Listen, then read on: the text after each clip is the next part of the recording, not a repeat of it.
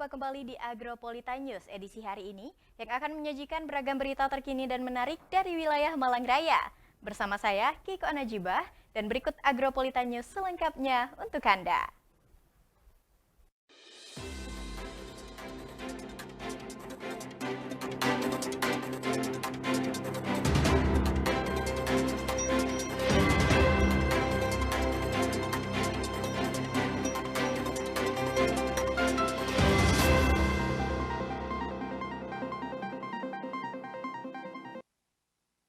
Ya, pemirsa, mengawali Agropolita News edisi hari ini, berikutlah kami rangkum berita seputar Malang Raya dalam News 60 Detik.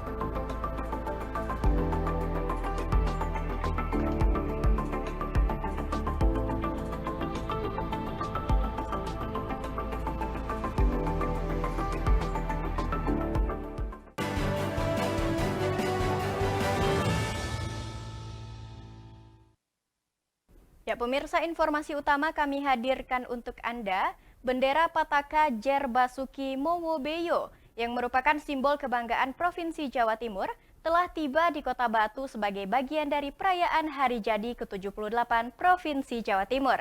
Bendera diterima oleh Asisten 1 Bidang Pemerintahan dan Kesra Kota Batu melalui upacara penerimaan yang dilakukan di Balai Kota Among Tani, Kota Batu.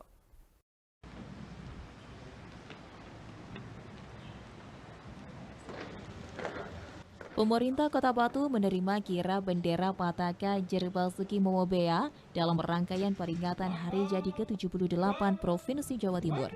Bendera diserahkan dari Kepala Satpol PP Kabupaten Jombang kepada Asisten 1 Bidang Pemerintahan dan Kesra Kota Batu Susetya Herawan dan kemudian diserahkan kepada Kepala Satpol PP Kota Batu Bambang Kuncoro. Prosesi serah terima ini ditandai dengan upacara yang berlangsung dengan khidmat. Ada 7 bendera dikirap kali ini, yakni bendera merah putih, Pataka Jer Basuki Momobeya, Pataka Satuan Polisi Pamong Praja Praja Wibawa, Pataka Satuan Perlindungan Masyarakat Linmas, Pataka Satuan Pemadam Kebakaran dan Penyelamatan Yuda Bramajaya, bendera logo Hari Jadi ke-78 Provinsi Jawa Timur, dan bendera gempur rokok ilegal. Asisten 1 Bidang Pemerintahan dan Kesra Kota Batu Susetya Herawan sebagai pembina upacara membacakan Ripta Prasasti yang telah ditandatangani oleh Gubernur Jawa Timur Khofifah Indar Parawansa. Isi dari Ripta Prasasti tersebut garis besarnya adalah warga Jawa Timur diharuskan untuk bisa melindungi dan menjaga Undang-Undang Dasar 1945, Pancasila, Bhinneka Tunggal Ika, serta NKRI. Sementara itu, Kepala Satuan Pamong Praja Satpol PP Kota Batu Bambang Kuncoro menjelaskan bahwa bendera Pataka Jer Basuki Momobeya ini dikirap keliling ke sebanyak 38 kabupaten kota yang ada di Jawa Timur. Kota Batu sendiri merupakan daerah tujuan ke-14 yang dilalui tim kirap dari yang sebelumnya berada di Kabupaten Jombang. Selanjutnya, tim kirap dari Balai Kota Among Tani Kota Batu akan membawa bendera tersebut mengitari Kota Batu, yakni melewati Jalan Panglima Sudirman, ke Jalan Hasanuddin, menuju ke Jalan Surapati, kemudian ke Jalan Sultan Agung, Jalan Imam Bonjol, Jalan Patimura, turun ke Jalan Insinyur Soekarno menuju Kota Malang, dan melanjutkan kirap di Balai Kota Malang.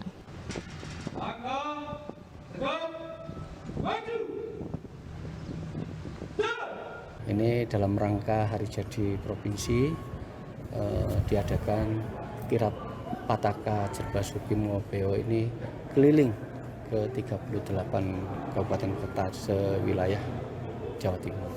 Kalau infonya Batu ini kota keberapa, Pak? Sekarang ini kita ke 14. Ini akan dilaksanakan berturut-turut, terus berkelanjutan setiap tahun, dan ini tahun kedua.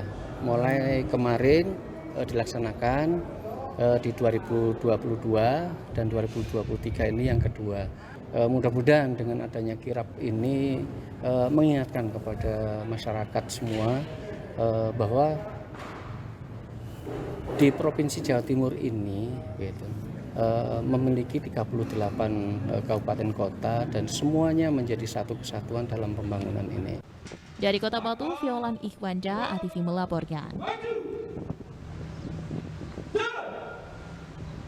Ya pemirsa, masih dengan informasi serupa, pemerintah Kabupaten Malang menerima rombongan kirap pembawa Panji dan Pataka Jerbasuki Moobeo dari pemerintah Kota Malang.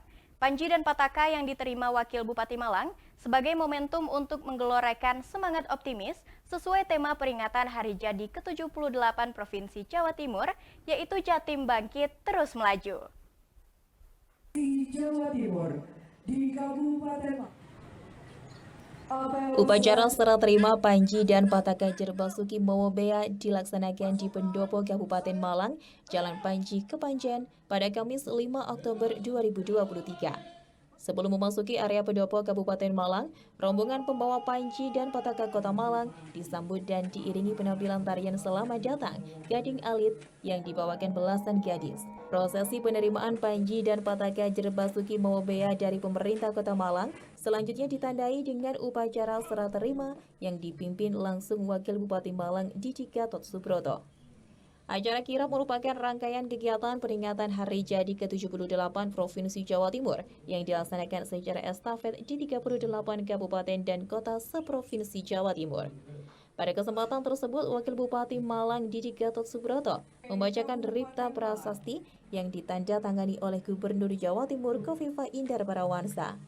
Ripta Prasasti merupakan sebuah pesan yang isinya Pancasila, Undang-Undang Dasar 1945, Bhinneka Tunggal Ika, dan NKRI adalah harga mati yang harus dijaga dan dilindungi dengan segenap jiwa dan raga. Satu, kegiatan Pataka ini kan menjadi bagian rangkaian hari ulang tahun Provinsi Jawa Timur. Maka kita berharap bagaimana Provinsi Jawa Timur ke depan harus lebih maju sesuai dengan slogannya bagaimana Jawa Timur bangkit. Tentunya Kabupaten Malang menjadi bagian Provinsi Jawa Timur. Kita mesti harus saling bekerjasama, support, saling mendukung sehingga keberhasilan Jawa Timur juga menjadi keberhasilan Kabupaten Malang. Kabupaten Malang juga menjadi keberhasilan Provinsi Jawa Timur. Kegiatan kirap Pataka Jerbasuki Moobeo ke seluruh kabupaten dan kota seprovinsi Jawa Timur ini dimaksudkan sebagai momentum untuk menggelorakan semangat optimis sesuai tema peringatan Hari Jadi ke-78 Provinsi Jawa Timur, yaitu Jatim Bangkit Terus Melaju. Tema tersebut merefleksikan semangat dan tekad Jawa Timur untuk terus bangkit dalam pembangunan di berbagai bidang yang berdampak pada kesejahteraan masyarakatnya. Dari Kabupaten Malang, Max Munir, ATV melaporkan. Ya pemirsa, usai jeda kami masih akan menampilkan informasi menarik lainnya seputar wilayah Malang Raya. Nantikan informasi tersebut setelah jeda pariwara yang satu ini dan tetaplah bersama kami di Agronews.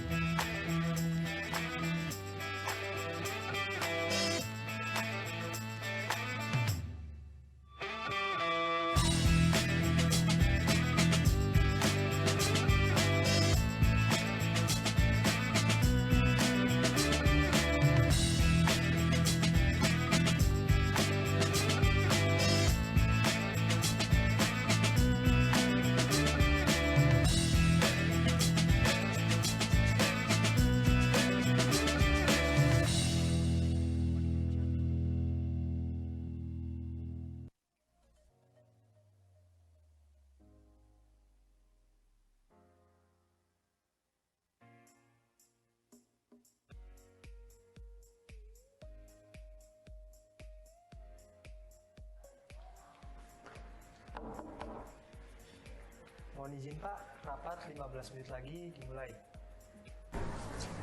Baik Mas.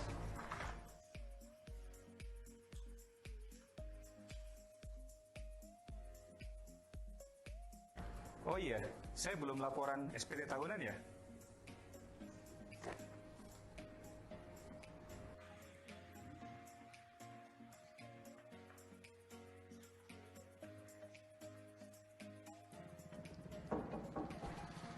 Mohon izin Bapak, 5 menit lagi rapat dimulai. Baik Mas. Saya Aris Agung Paiwai, penjabat Wali Kota Batu. Alhamdulillah, saya sudah melaporkan SPT tahunan. Yuk lapor SPT tahunan sekaligus pemadanan NIK menjadi NPWP secara online melalui pajak.go.id. Laporannya lebih cepat, lebih awal, lebih nyaman.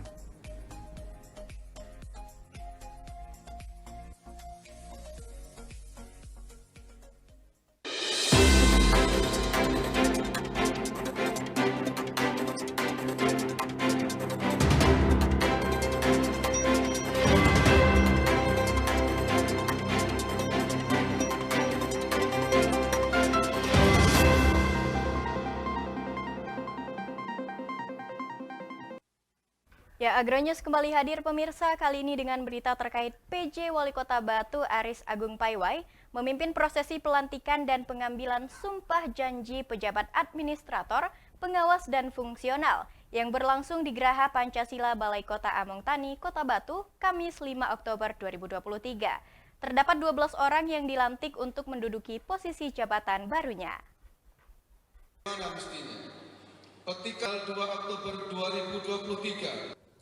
PJ Wali Kota Batu Aris Agung Paiwai memimpin prosesi pelantikan dan pengambilan sumpah janji pejabat administrator, pengawas dan fungsional yang berlangsung di Geraha Pancasila Balai Kota Among Tani, Kota Batu, Kamis 5 Oktober 2023. Terdapat 12 orang yang dilantik untuk menduduki posisi jabatan barunya.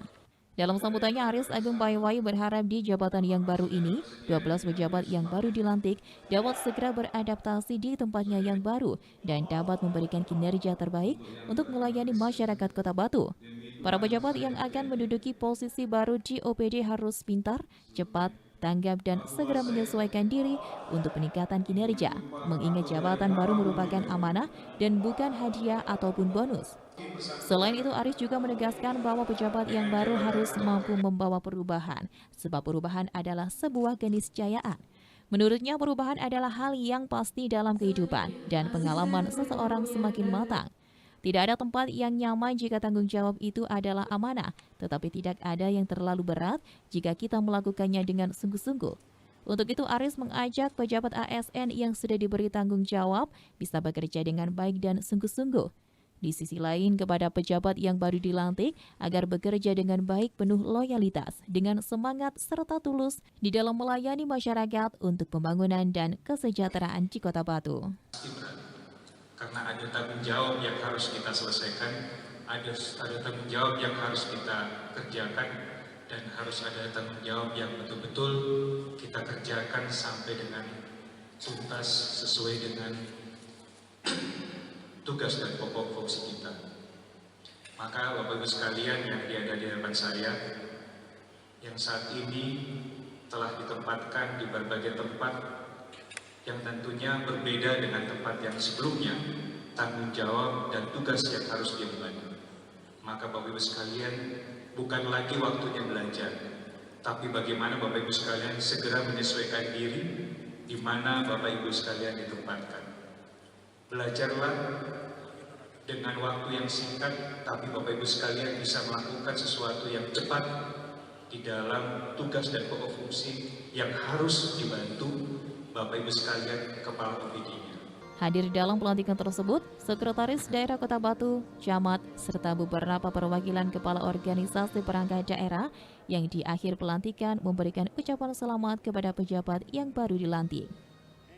Dari Kota Batu, Saiful Akbar, ATV melaporkan.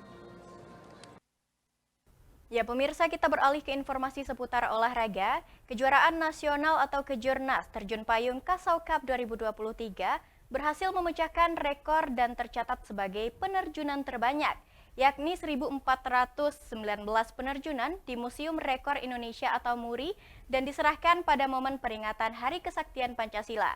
Kejurnas Terjun Payung kali ini sekaligus sebagai ajang seleksi babak kualifikasi Pekan Olahraga Nasional atau PON 2024 mendatang.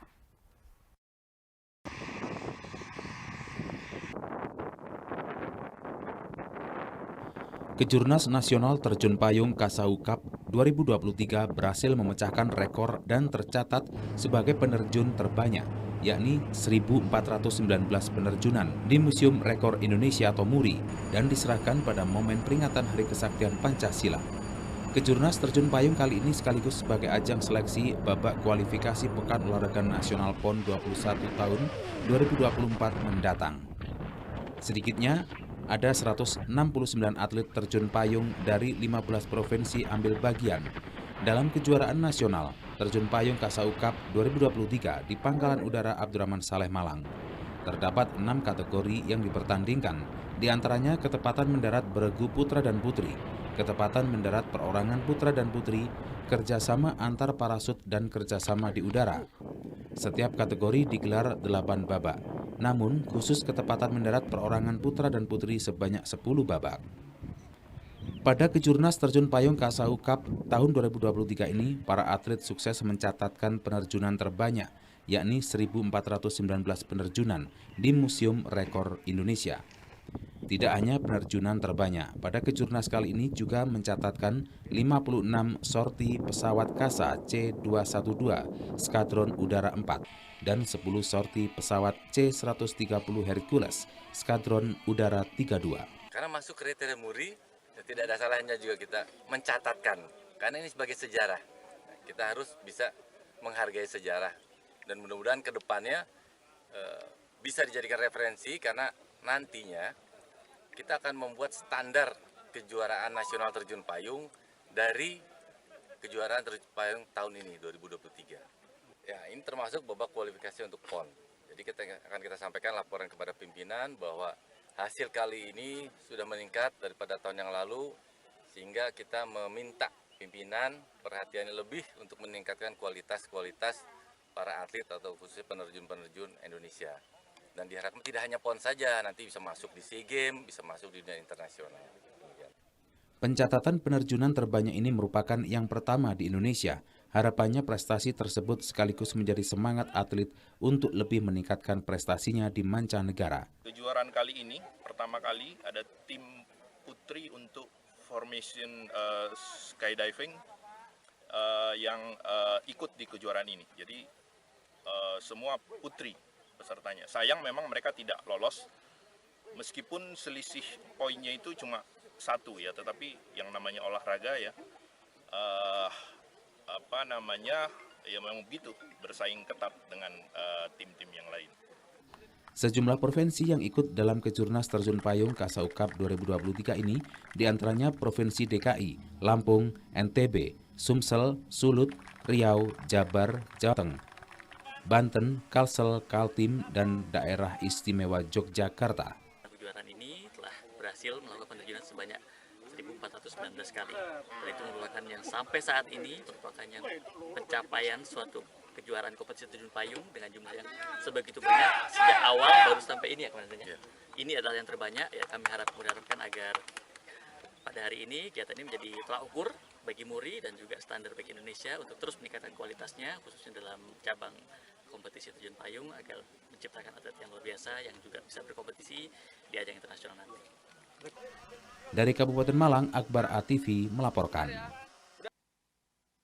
Ya, pemirsa jangan beranjak dari tempat duduk Anda karena Agropolitan News masih akan kembali dengan berita menarik lainnya setelah jeda pariwara yang satu ini.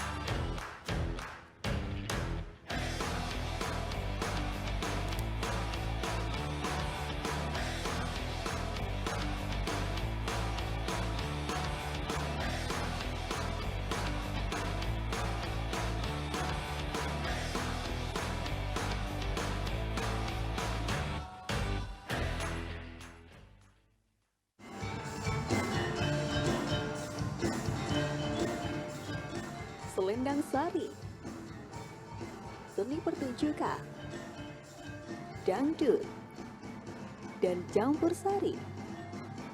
Setiap hari Selasa, jam setengah 8 malam, live hanya di ATV. Selendang sari, dijamin Selendang sari, dansa semasa.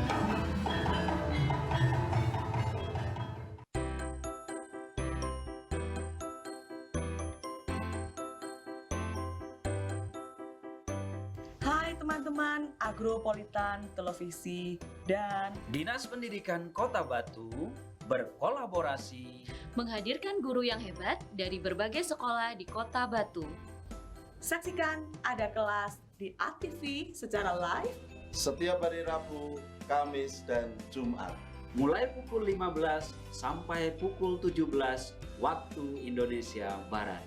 Semangat belajarnya ya. Sampai jumpa.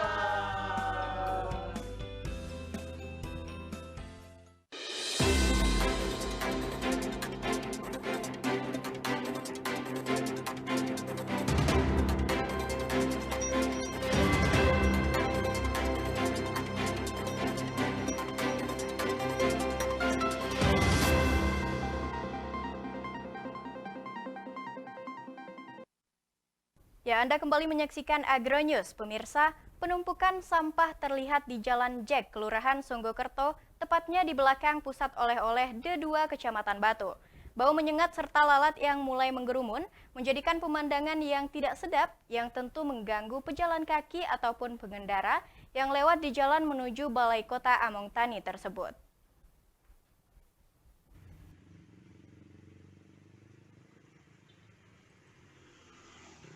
Penumpukan sampah terlihat di Jalan Jack, Kelurahan Songgokerto, tepatnya di belakang pusat oleh-oleh D2 Kecamatan Batu. Bau menyengat serta lalat yang mulai mengerumun menjadikan pemandangan yang tidak sedap yang tentu mengganggu pejalan kaki ataupun pengendara yang lewat di jalan menuju Balai Kota Among Tani tersebut. Salah satu warga yang biasa lewat bahkan mengatakan Kota Batu seperti kota wisata sampah. Kalau ini tadi baru saya lewat sini ya Bu ya? Iya. Kalau ngeliat sampah seperti itu seperti apa Bu? Ya masa gersang kelihatannya. Hah? Ya masa jelek ke jalan umum kok di tempat sampah. Harusnya seperti apa warga yang ini? Ya harusnya Mas dijaga aja di depan gitu Mas, biar kelihatan yang bawa sampah gitu apa gimana gitu Mas. Soalnya kan sekarang kan nggak boleh buang sampah, jadi susah mungkin orang-orang sambil lewat dibuang. Gitu ya. Ini sudah menumpuk parah ini Bu ya? Nah iya, ini mungkin dari mana-mana Mas mungkin. Oke. Terusan ke Keberadaan sampah di pinggir-pinggir jalan tentunya tidak hanya di jalan ini saja, melainkan terjadi di beberapa titik.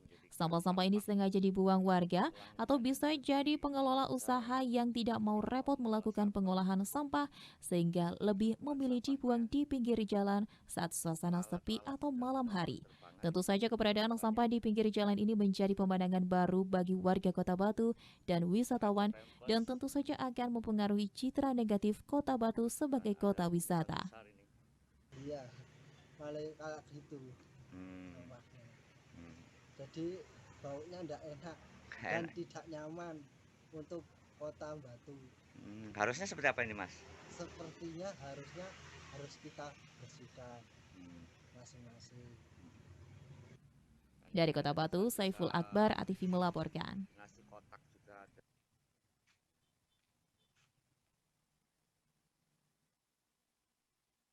Sementara itu, pemirsa, menghadapi musim kemarau yang berkepanjangan, produsen dupa di Kota Batu mengalami peningkatan yang signifikan dalam omset penjualan mereka. Produsen dupa yang biasanya mengalami fluktuasi musiman dalam bisnis mereka, kini menyambut baik tingginya permintaan selama periode kemarau yang panjang ini.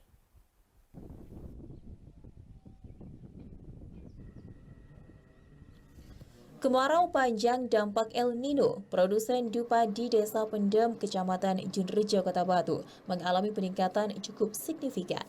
Selain peningkatan pada produsen dupa, pengrajin dupa di Desa Pendem juga mengalami peningkatan pada omset penjualan. Meningkatnya produsen dupa maupun omset penjualannya pada musim kemarau panjang dikarenakan proses pembuatan dupa lebih cepat dan permintaan dari luar juga meningkat. Adapun proses pembuatan dupa melibatkan beberapa tahapan.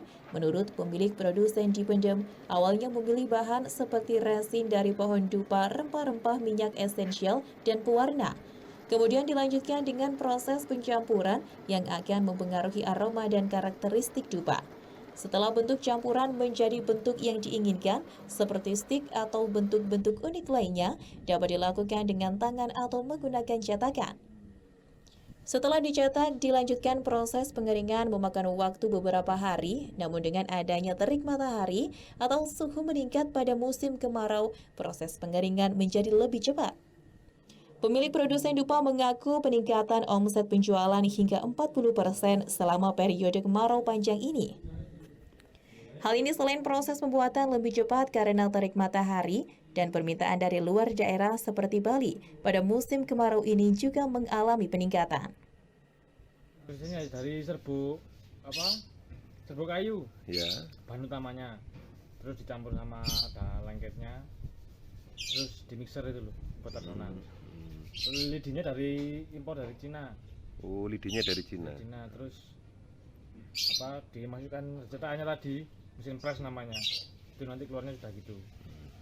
Terus dengan adanya kemarau panjang atau panas ini gimana? Produksinya meningkat atau gimana? Kalau produksinya meningkat sih. Ya, kan kendalanya kalau musim hujan itu loh, itu yang kendalanya. Menurun produksinya. Kalau musim panas ini lancar aja, ya. Apa produksi lebih cepat atau gimana produksinya? Bisa lebih cepat sih, kan biasanya 1 hari kering. Kalau musim gini setengah hari udah kering. Terus penjualannya gimana, Mas? Penjualannya permintaan pasar tergantung orderan. Oh, ini pesanannya. Khususnya di Bali. Oh, kirim ke Bali ya? Kirim ke Bali. Khusus ke Bali saja? Ya, seluruh Indonesia sih. Dengan musim kemarau yang diperkirakan berlanjut, produsen dupa berharap dapat mempertahankan tren positif ini dan terus memenuhi permintaan pelanggan mereka untuk meningkatkan kualitas hidup mereka di tengah cuaca yang panas dan kering. Dari Kota Batu, Yan ATV melaporkan. Ya pemirsa, dalam MTQ 30 Prof Jatim tahun 2023 ini, Kota Batu mengirimkan 41 kafilah yang berbakat untuk bersaing dengan kontingen dari kabupaten kota lainnya se-Jawa Timur. Dalam kategori MSQ Musabakoh Syahril Quran sendiri, Kota Batu mengirimkan 2 tim yang terdiri dari 1 tim putri dan 1 tim putra. Meski terkendala adaptasi cuaca, namun kafilah MSQ Kota Batu optimis raih prestasi di MTQ 30 Prof Jatim 2023.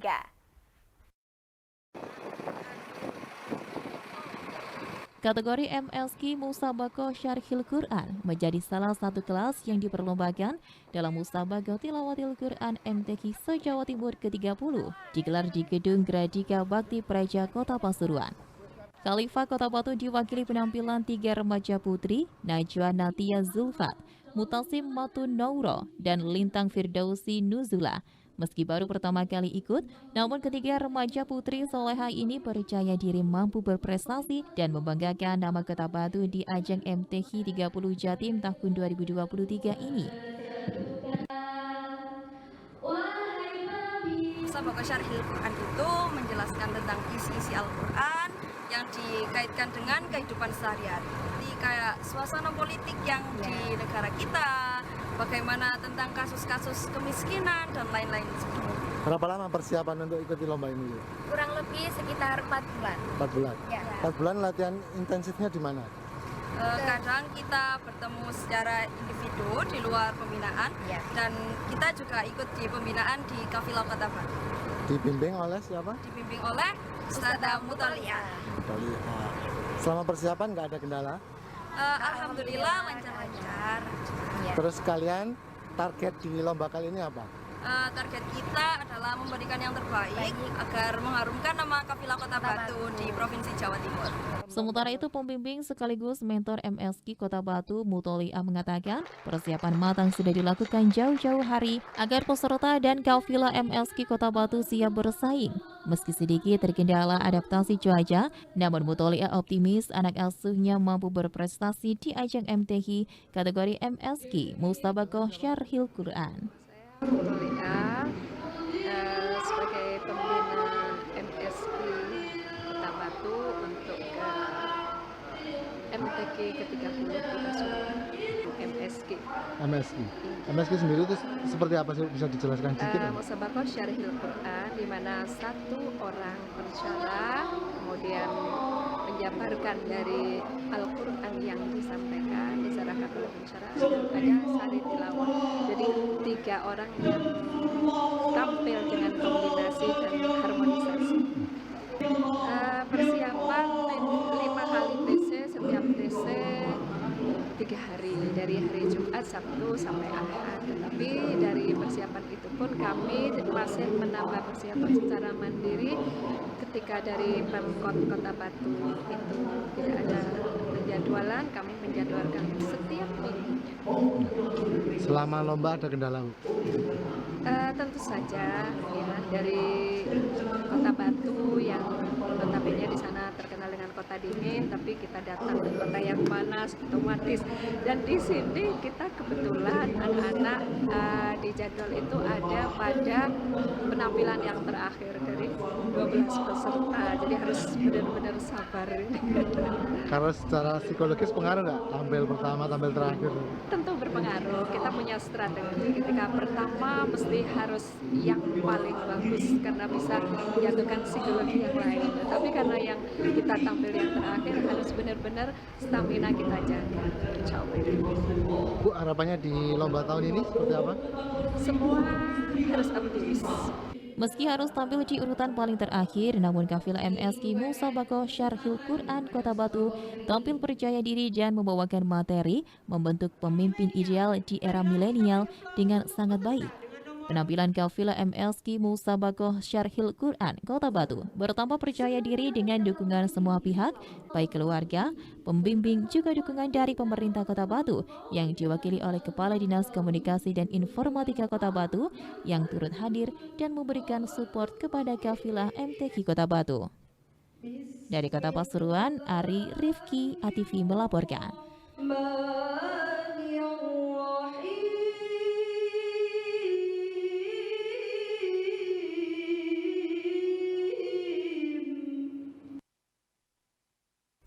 Ya pemirsa, beragam informasi menarik dan aktual lainnya masih akan kami sajikan setelah jeda pariwara yang satu ini, dan jangan kemana-mana.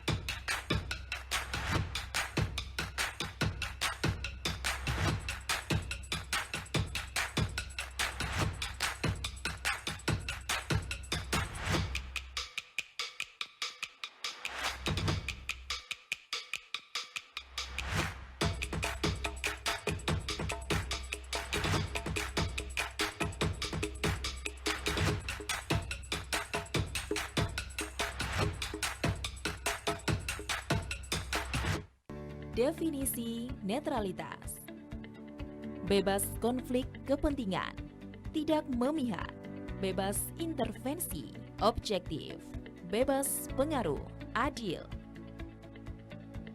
Jaga netralitas ASN dalam pemilu 2024. Iklan layanan ini dipersembahkan oleh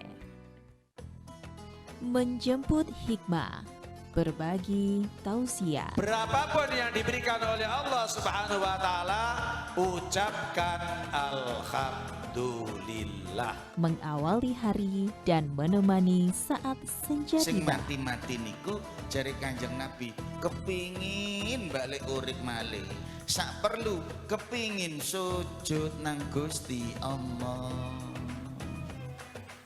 Jadi kula jenengan iki nek pas sujud, alhamdulillah seiso sujud. Kami sajikan program Cahaya Hati Penyejuk Rohani dalam Bingkai Hati hanya di ATV.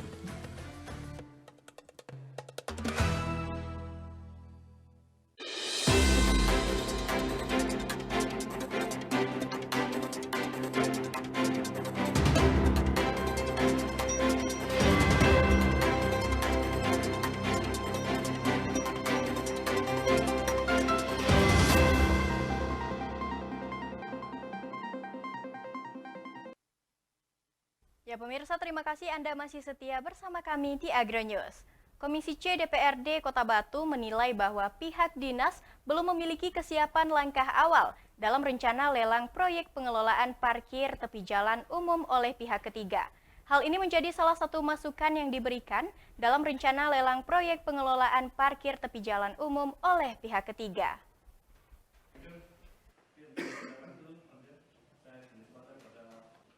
Komisi C DPRD Kota Batu menilai bahwa pihak dinas belum memiliki kesiapan langkah awal dalam merencana lelang proyek pengelolaan parkir tepi jalan umum oleh pihak ketiga. Hal ini menjadi salah satu masukan yang diberikan dalam rencana lelang proyek pengelolaan parkir tepi jalan umum oleh pihak ketiga. Didik Mahmud, Wakil Ketua Komisi C DPRD Kota Batu menyampaikan bahwa hal ini dapat dilihat dari belum terbentuknya tim, di mana tim tersebut belum terbentuk. Oleh karena itu, Komisi C sendiri meminta PJ Wali Kota untuk mengeluarkan SK tim tersebut. Hal ini diperlukan untuk rekomendasi percepatan lelang proyek tersebut. Diperlukannya SK dari Wali Kota dalam pembentukan tim tersebut dibutuhkan sebagai dasar tim untuk bekerja, di mana SK sendiri berhubungan dengan bagian hukum. Oleh karena itu, Komisi C berharap semua pihak terkait diharapkan dapat dilibatkan dalam prosesnya maupun setiap rapat kerja terkait dengan rencana lelang proyek pengelolaan parkir tepi jalan umum oleh pihak ketiga. Ya, angan-angan ya, tapi untuk langkah awalnya belum. Karena terbukti untuk melakukan ini kan ada tim. Akhirnya Komisi C tadi minta ke Wali Kota untuk terbitkan SK itu merekomendasikan segera percepatan lelang. Karena dengan SK Wali Kota dibentuk tim ini sebagai dasar yang kerja.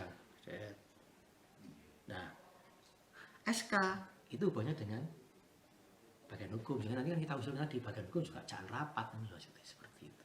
Oh, coba wong telu tok iku mang tukaran gak mari-mari liyane kan. Tapi yang pasti yang lelang itu zaman bilang tadi. Dari Kota Batu, Abraham Patrika ATV melaporkan.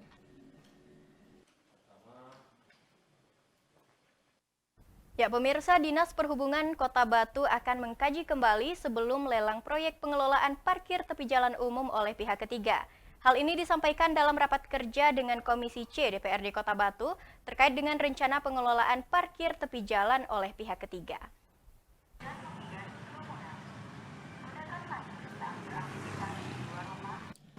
Dinas Perhubungan Kota Batu akan mengkaji kembali sebelum lelang proyek pengelolaan parkir tepi jalan umum oleh pihak ketiga. Hal ini disampaikan dalam rapat kerja dengan Komisi C DPRD Kota Batu terkait dengan rencana pengelolaan parkir tepi jalan oleh pihak ketiga. Hari Juni Santoso, Kepala Bidang Parkir Dinas Perhubungan Dishub Kota Batu, juga menyampaikan bahwa pihaknya akan terus melakukan survei, di mana tujuannya untuk mengevaluasi potensi yang sebenarnya, sehingga tidak salah langkah dalam pelaksanaannya. Terlebih lagi, kajian tersebut dibutuhkan agar tidak salah langkah dalam penentuan pagu lelang ataupun pagu kontraknya. Oleh karena itu, Dinas Perhubungan Kota Batu sendiri berhati-hati dan benar-benar kajian tersebut untuk mengetahui potensinya. Perlu diketahui bahwa sebelumnya menurut kajian, potensi PAD parkir tepi jalan umum di Kota Batu mencapai 10 miliar per tahun. Dari Kota Batu, Abraham Patrika ATV melaporkan. Dan pemirsa, berikut kami tampilkan perakiraan cuaca untuk wilayah Malang Raya 6 Oktober 2023 dari Badan Meteorologi, Klimatologi, dan Geofisika BMKG Stasiun Klimatologi Kelas 2 Malang. Informasi tersebut akan sekaligus menutup perjumpaan kita pada hari ini. Mewakili kerabat kerja yang bertugas, saya Keiko Najibah mengucapkan terima kasih atas kebersamaan Anda dan sampai jumpa.